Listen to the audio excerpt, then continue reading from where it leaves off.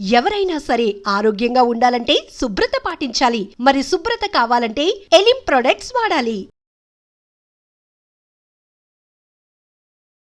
నమస్కారం, welcome to I dream. ధర్మ మార్గం విత్ విజిత కార్యక్రమానికి స్వాగతం. ప్రస్తుతం మనతో పాటు ఉన్నారు ప్రముఖులు, ఆధ్యాత్మికవేత్త బ్రహ్మశ్రీ రాధాకృష్ణ శర్మ గారు. ఇప్పుడు వారితో మాట్లాడి మరిన్ని విషయాలు తెలుసుకుందాం. నమస్కారం అండి. నమస్కారం. మనకు శ్రావణ మాసం ప్రారంభం అవబోతోంది. అయితే శ్రావణ మాసం ప్రారంభమైన మొదటి మంగళవారం మంగళగౌరి వ్రతం ఆచరిస్తారు అని చెప్పి, అదేవిధంగా ఆ మాసంలో వచ్చే 4 అయితే 4, 5 అయితే 5 మంగళవారాలు ఆచరించాల్సిందే అని చెప్పి అంటూ ఉంటారు. ఇది కొంతమంది ఓన్లీ 1 సంవత్సరం మాత్రమే అంటారు, కొంతమంది 5 సంవత్సరాలు 3 సంవత్సరాలు అంటారు.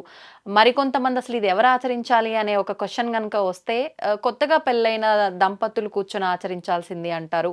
మరి కానీ ఇది సౌభాగ్యం కోసం చేసేది కదండి. మరి సౌభాగ్యం అందరికీ కావాల్సిందే, ఆడవాళ్ళకి సుమంగలిగా ఉండాలనుకుంటారు. మరి ఎందుకు అందరూ ఆచరించకూడదు? దాని గురించి వివరణ ఇవ్వండి. నమో నమః. సర్వమంగళ మాంగళ్యే శివే సర్వార్థ సాధికే శరణ్యే త్ర్యంబికే గౌరీ నారాయణి నమోస్తుతే. మంగళగౌరి అంటే పార్వతీ అమ్మవారికి ఒక పేరు, ఒక రూపంగా చెప్పడం. అంటే మంగళం పేరులోనే ఉంది. మంగళం అంటే శుభము, శ్రేయస్సు కలగజేసేటువంటిది. శ్రావణ మాసంలో వచ్చేటువంటి మంగళవారములన్నీ కూడా మంగళగౌరి అమ్మవారికి చాలా ప్రీతికరమైనటువంటివి. మిగతా మాసాల్లో వచ్చేవి కావు అని కాదు. ఇక్కడ ఒకదానికి ఒకటి విశేషంగా చెప్పబడతాయి.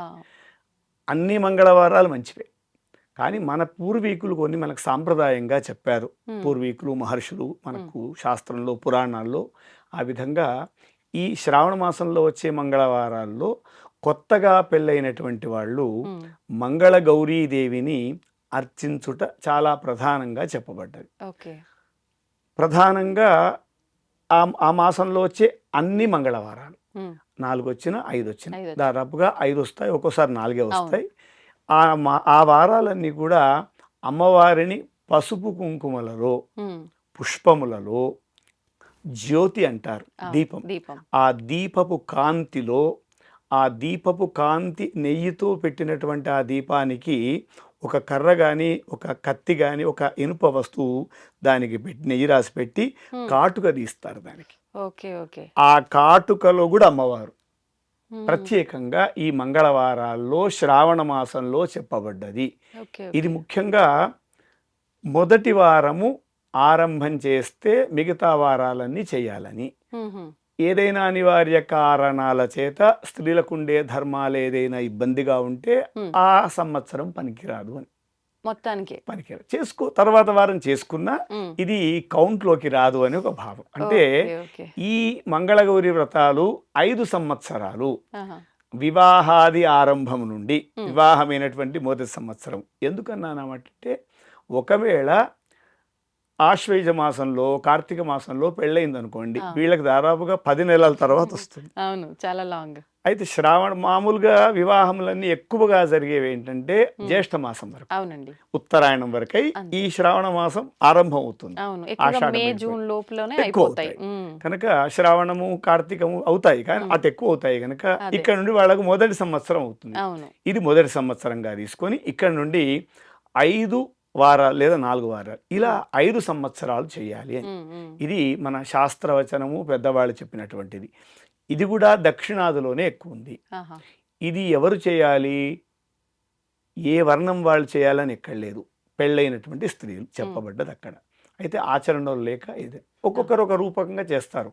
కానీ మిగతా మంగళవారం అంటే మంగళవారం అనుకుంటాం, కానీ శ్రవణ మాసంలో వచ్చేటువంటి మంగళవారం చాలా విశేషంగా చెప్పబడ్డది.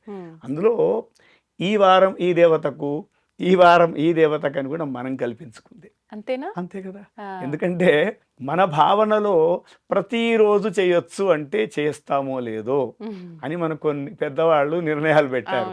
ఈ రోజు చేస్తే బాగుంటుంది, సత్యనారాయణ వ్రతం మీరు పౌర్ణమి రోజు చేసుకోండి బాగుంటుంది అంటే ఓకే. పౌర్ణమి అని ఒక దృష్టి ఉంటుంది. ప్రతిరోజు చేయొచ్చు బిడ్డ నాన్న మీరు చేస్తా అంటే ఏమన్నా రోజు ఉందిలే, రేపు రేపు రేపు రేపు వాయిదాలు పడిపోతాయని పెద్దవాళ్ళన్నీ కూడా కొన్ని నిర్ణయాలు చేసి పెట్టారు. కానీ పండగలు యథావిధిగా వస్తుంటాయి, ఆ కాలానికే వస్తాయి. ఈ మంగళగౌరి వ్రతం రోజు ముఖ్యంగా సౌభాగ్యం కోసమై, ఆ సౌభాగ్యం అనేటువంటిది పసుపు కుంకుమలలో కాటుక రూపంలో, జ్యోతి రూపంలో ఉంటుందని మన పెద్దవాళ్ళు పెట్టారు. ఇప్పుడు ఇది అంటే వంతెన ఉంటేనే చెయ్యాలా, లేదంటే ఎవరికి వాళ్ళు మొదలు పెట్టుకోవచ్చు అంటారా? మొదలు పెట్టుకోవచ్చు. వంతెన ఉండడం అనేది కూడా మన ఆలోచన. ఎందుకంటే మా ఇంట్లో ఈ వ్రతం లేదంటే చేసుకోండి, ఇప్పుడు పర్వాలేదు, తప్పేం లేదు, గొప్ప విషయం కదా. చేసేది మంచి పని. అవునండి, చాలా మంచి పని కనుక ఆ రోజు ఆ వ్రతం చేసుకుని నలుగురు పిలుస్తాము. ఏ పూజ చేసినా, ఏ వ్రతం చేసినా మన పెద్దవాళ్ళందరూ కూడా ఒక ఐక్యతాభావం, కలిసిమెలిసి చేసుకోవడం అనేటువంటి, అందరూ కలిసి దానికి ఏర్పాటు చేసుకుంటారు. వచ్చి అదొక ఆనందం. పూర్వంలో అయితే వంటలన్నీ కూడా కలిసి చేసుకునేవాళ్ళు. పక్క వాళ్ళు వచ్చి కొత్తగా పెళ్ళైన ఇంటికి మన వాళ్ళు పిలవాల్సిన లేదు, మేము వెళ్ళి చేస్తాము అని చేసేవాళ్ళు. దీంట్లో చాలా గొప్ప భావము అంతరంగా మనకు తెలియకుండా లోపుగా ఉంటుంది, ఇంటర్నల్గా తెలియకుండా. అది చాలా గొప్ప భావం కనుక అందరూ చేసుకోవచ్చు. కొత్తగా ఆరంభం చేసుకోవచ్చు. ఆ ఆరంభం కొత్తగా చేసేవాళ్ళు మాత్రం మూఢాలు ఉన్నప్పుడు చేయకూడదు. ఈ శ్రావణ మాసంలో మూఢాలు లేవు కనుక ఇబ్బంది ఏం లేదు. ఇప్పుడు మూఢాలు ఉన్నాయన్నారు, అది ఎప్పటికీ క్లోజ్ అయిపోయినాయి ఆల్రెడీ. ఆషాఢ మాసంలో వెళ్ళిపోయాయి. కొత్తగా పెళ్ళైన వాళ్ళైనా ఇంతకు ముందు ఆల్రెడీ వాళ్ళ ఇండ్లలో పూర్వం నుంచి వంతన ఉన్నా కూడా మౌఢ్యం వస్తే ఈ సంవత్సరము చేసుకున్నా ఇది లెక్కలోకి రాదని పెద్దవాళ్ళు చెప్పారు. ఇప్పుడు ఒకవేళ అంటే పెళ్లి అయ్యి చాలా సంవత్సరాలు అయింది అనుకోండి, ముందర ఈ వ్రతం గురించి ఏం తెలియదు, ఈ మంగళగౌరి వ్రతం తర్వాత ఒక 5-6 సంవత్సరాల తర్వాతే తెలిసింది అనుకోండి, అప్పటి నుంచి ఆచరించుకోవచ్చా? తప్పకుండా ఆచరించవచ్చు. అమ్మవారిని అర్చించడము దీంట్లో భావం, గొప్ప భావం. అంటే అమ్మను అర్చించడం, అమ్మను గొప్పగా చూడడం ఎప్పుడు గొప్పది. అంతే అండి, చాలా గొప్ప విషయం అది.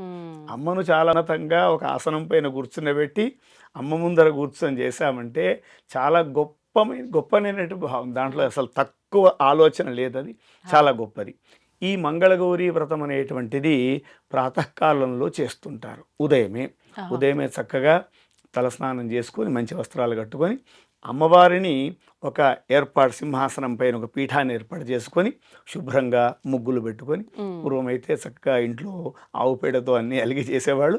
ప్రస్తుతం అన్ని ఎలా ఉంటే అలా, కనీసం ఆ స్థలం వరకైనా పసుపుతో రాసుకొని అలంకరణ చేసుకొని ఇక్కడ అమ్మవారిని గౌరీ రూపంగా, మంగళ గౌరి అని పేరులోనే ఉంది, మంగళవారం చేస్తున్నా కనుక మంగళ గౌరి, ఆమెనే గిరిజ, ఆమెనే జగదంబ, ఆమెనే పార్వతీదేవి.